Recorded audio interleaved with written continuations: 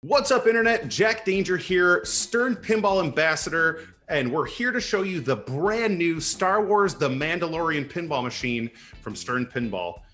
This game, I'm going to switch over right now to show you. You can see sort of like a little bit of the screen in the background here, but here in all of its glory, you can see right off the bat, we've got the RGB lights just throughout the entire game. This game was designed by what some might consider one of the best pinball designers, period, Brian Eddy, known for a lot of great titles, Attack from Mars, Medieval Madness. More recently, he did Stranger Things, and now we've got Star Wars The Mandalorian here. Worked with another great member of the team, Dwight Sullivan, to program this game. Dwight has done the other Star Wars machine that we did here at Stern, the other cornerstone that focused on the first three movies from the 70s. And here we are now on The Mandalorian. So I'll just give you a quick rundown on what you're looking at here before we start flipping around on this thing. You yourself are playing as Mando, and you are obviously out to protect the child, Grogu, and you team up with allies to make sure that happens. Here in the middle of the play field, you could see we're representing all of the modes, all of the missions that will be happening while you're playing the game. You've got several multi-balls, several missions, a few encounters, 4 different wizard modes in this game, and everything has a lot associated with it when it comes to the shots here. We have our little baby Grogu there in the back with a magnet underneath it so he can sort of manipulate the ball as it's rolling around underneath him. We have Mando's helmet, which is an upper playfield here with 2 full-size flippers.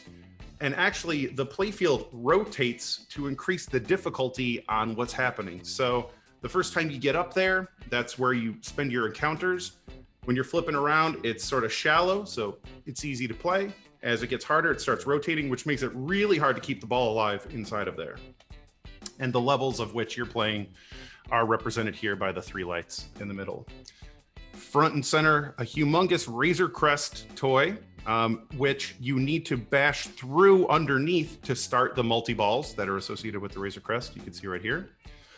The call-outs on this game are done by Carl Weathers. I believe all of the call-outs are done by Carl Weathers. If it's not audio and speech lifted directly from the TV show, Carl's doing all the original stuff. It's fantastic.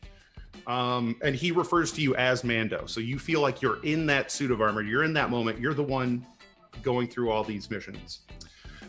We have Boba Fett represented over here to help with like the playfield multipliers. Gosh, there's too much. There's too much to talk about here. Yeah, it's like just the lights are so like memorizing. There's so much happening in this cabinet. Yeah, as you try to look at something, you're like following the sweeping light motions and stuff. For the 3 models that Stern usually does, the Pro, Premium, and LE, you're looking at the Premium right here, but it does have the art blade accessories on the inside, so this sort of art that you see on the inside of the cabinet. The LE comes with these. The LE comes with a shaker motor, upgraded speaker system, and they only made 750 of the limited edition ones, and I'm pretty sure you just can't get your hands on one. Like the second this thing was announced, they were all gone. So that was. No, yeah, I just spoke to Gary, and he was saying that everything it's through the roof right now. Everyone is just buying, like it's insanity. All they had to do was announce the Mandalorian, and everyone's credit cards were flying through the air. It was pretty spectacular. So yeah, we got Grogu, Razor Crest, the upper playfield. We have a very unique sort of up-down scoop thing here. So you could shoot underneath this ramp, and it's a bit of a U-turn. But when you do that, a ramp comes down to create a different set of geometry that throws the ball up onto the wire form here that you could start repeating shots. The game's very, very fast. What's the difficulty rating of this specific cabinet? Because I know there's like, I know some of them are easier than others, and some are a lot harder than others. Oh yeah, I would put this, if it's a scale of 1 to 10, 1 being the easiest, 10 being the hardest. This is about I don't know, 5 or 6. The thing is, some of these shots are very easy and forgiving. Some of them, well, actually very few of them are tight, but they want to make sure there is a challenge here for the more advanced player. So it's a good balance here. Like this big ramp here in the middle, this thing looks very steep. And at first glance, I'm like, that's going to be a tough shot. But it's right in the power stroke of both flippers. So it's a brainless flip and that ball just flies right up there. Getting deep into the modes, I myself haven't even played enough to like really sink my teeth deep inside of this because they've packed so much content into here. But they did put stuff like I think Gary likes to call it a multi-ball as close to the start button as possible. So you hit start, all you have to do is shoot through this Razor Crest like 3 or 4 times and you have a multi-ball. And it's the easiest, most the bozo zone. Like you don't even have to look, you just shoot up there and a multi-ball comes to you. Is there anything unique on this I keep wanting to call it a cab, but it's our pinball machine, on this machine that has not been done before? You mentioned like the tilting helmet. Like I've never heard of that on a pinball machine before. Yeah, so the is it pitch or yaw? I don't know my it rotates on an X and Y axis like this, right? So it comes towards you and away from you, and I have never experienced a playfield that will rock toward you and back to increase or decrease the difficulty on what's being played there. That was very unique, and when I first saw that in like its Whitewood phase in the lab there, I had trouble understanding what I was even looking at. I'm like, that thing moves the whole thing? Like, yeah, got to make it harder or whatever. And not only does it move, but when you play up there, it tracks your accuracy. When it lights a shot, you're supposed to hit it. And if you're messing around and stuff, and it knows how many times you're flipping, when you fall out of there, it gives you a percentage based on how accurate you were shooting inside of there. So listen, speed running, sure. We'll get to that. I'm sure that's going to happen. Do you know? Obviously, these all start out in like a virtual space in the design concepts. Do you play them when they're in the 3D space and they're testing to see if how the mechanics work and if it's fun and stuff like that? Or do you not get your hands on it until it's physically been created? So different designers work differently. This game was it went straight to physical. So they built up the first iteration of the Whitewood. You flip it, you feel what's weird, you tweak it, build up the second Whitewood with those changes. You realize maybe like because you changed that, now this doesn't work, so you have to go in there and sort of tweak a bunch of stuff.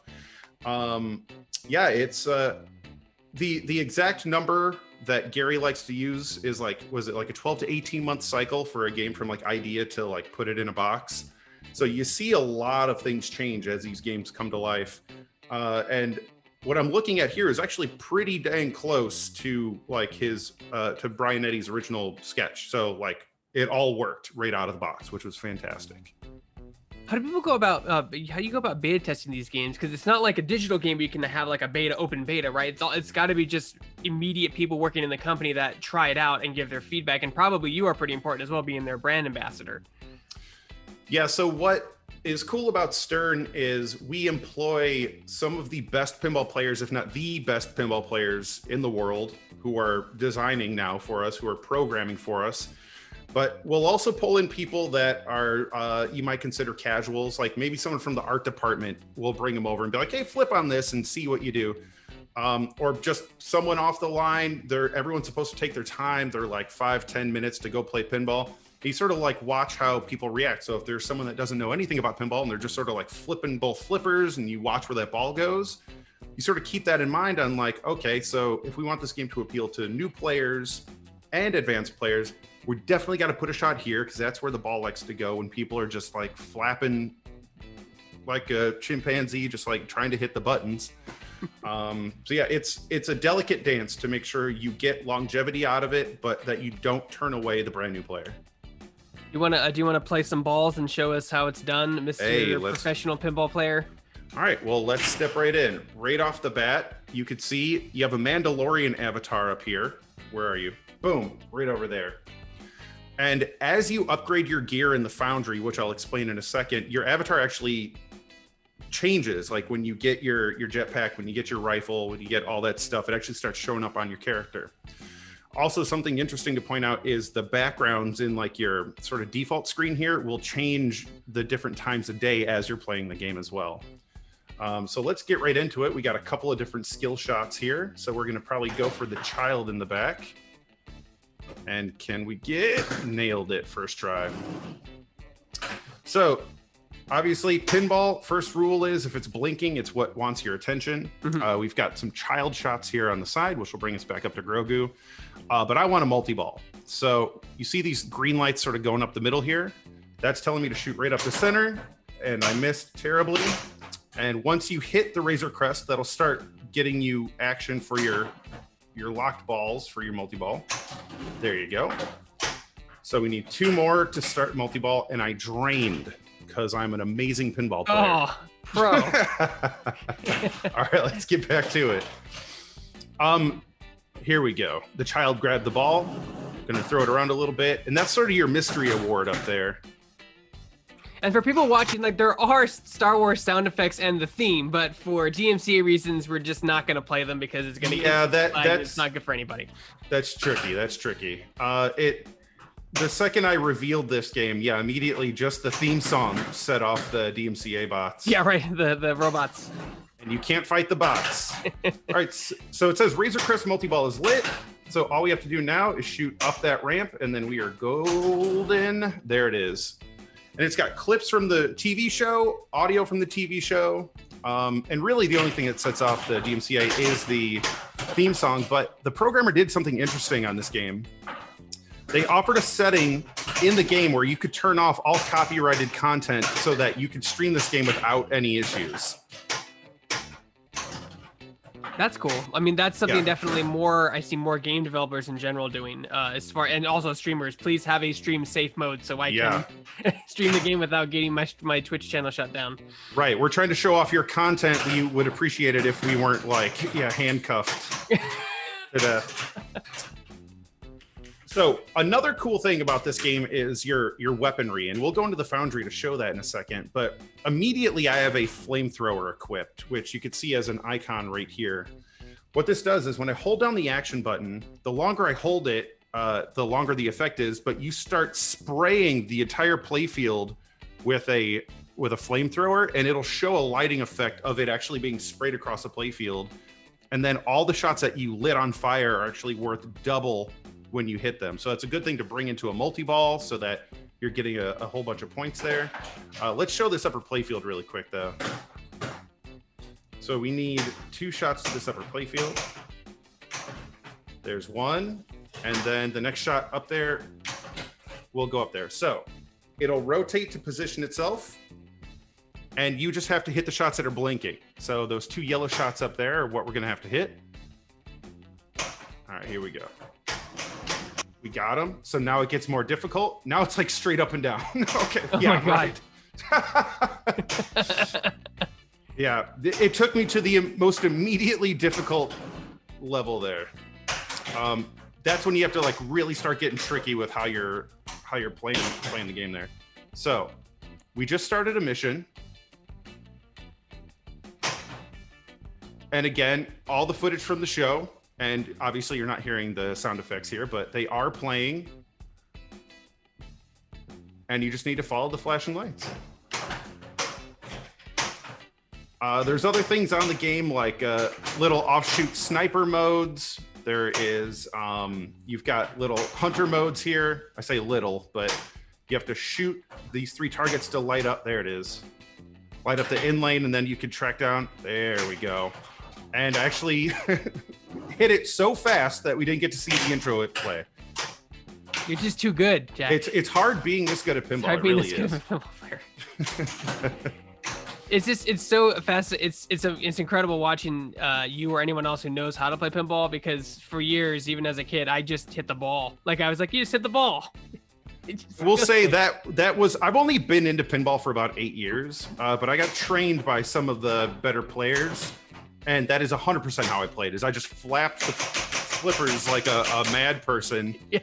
Because you don't know that there's any nuance to this, but there's a lot of nuance to There's a meta. Yeah, there's a meta buttons. To it. Yeah, it's kind of wild.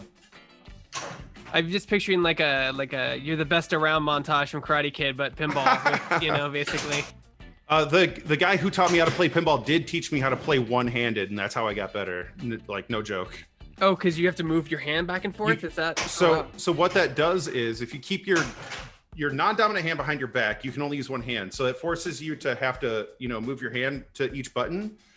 But what that makes you do is, since you can't move that fast, it makes you read where the ball's going to bounce sooner. So you know you can just like keep your hand over here, or you're going to preemptively be over here because you could see like 3 bounces ahead of time. Oh wow, that's cool. That's interesting. That's a fun fact. What's considered a really high score for this particular? I know you haven't had that much time with it yet, but what's considered a really high score for this? Oh geez. So if 36 million there was GC, I'm guessing this game's going to get into the hundreds of millions for sure. For really, really good scores. They try to understand like what a decent score is going to be, but you know, they massage that over time too. So like a month from now, the scores could be astronomical, or they could be a little bit lower, just because there's some things where they don't think about, like, well, if I get this multiplier, but I'm in this mode, but then I got that multi-ball, and then I get this, like a certain perfect storm that you don't find out until the game's like out in the world, then they can like massage that into play so it's not too blown out of shape. That's cool, man. And you mentioned like Stern, obviously, that you have 3 different variations of the cabinet. Can you go through the what makes each one different from the other?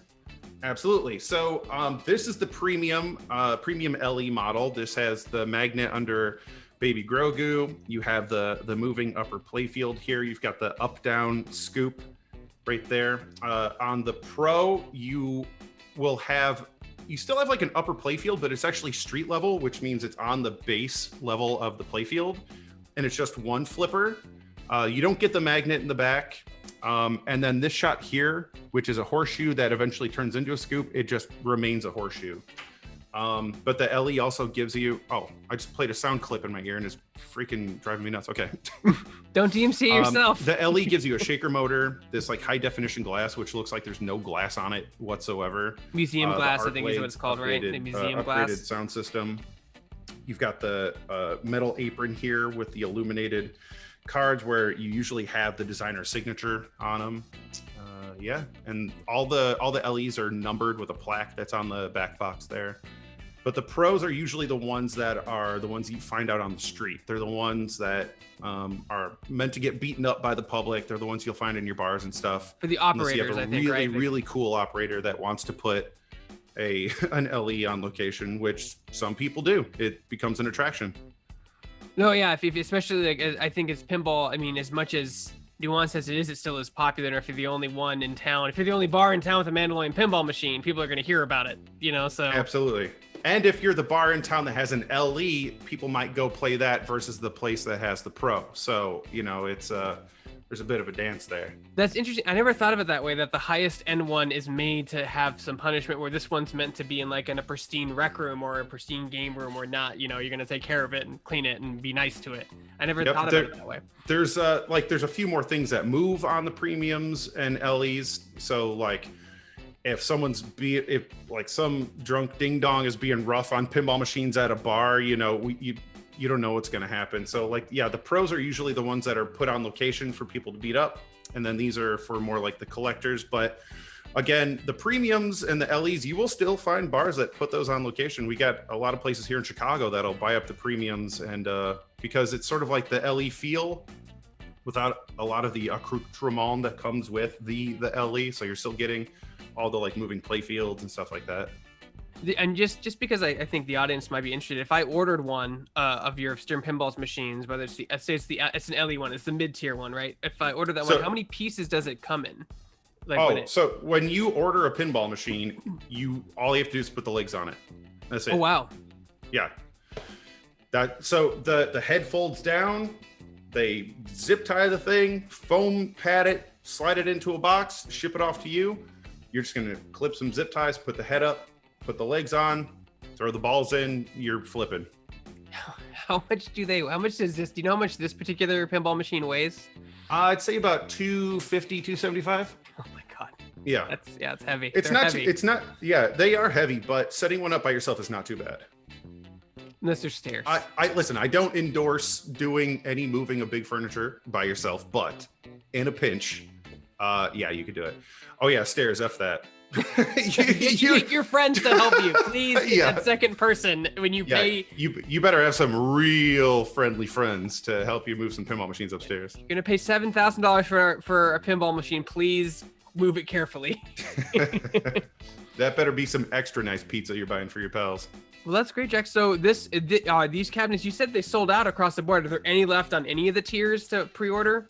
So that is up to the distributors, I guess. I know all the LEs are pretty much spoken for, but there's always things like changing. So, go to Stern's website, go to the distributors, find a distributor near you, say you want a Mandalorian. They will tell you we're completely out of them, potentially, or they might be like, yeah, we've got like a few pros, which are the base model, or we have a couple premiums still, or they're, we could put in an order and they still have to build it. So it's sort of a dance there, but these games have sold very, very well already. So if you want one, I hope you got one on order already. I mean, I have seen Stern sometimes go back and re-release cabinets again. It takes some time, but they told that can happen too. Maybe it can happen. If you missed your first chance, maybe, who knows, a year from now, 2 years, you'll get another chance.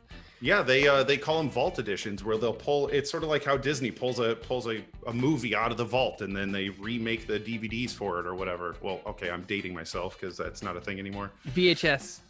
Yeah, thank you. VHS.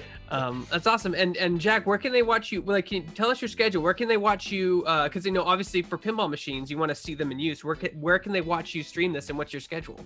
Oh yeah, so if you go to twitch.tv/deadflip, I stream Monday through Friday at 6 p.m. Central. I only stream pinball.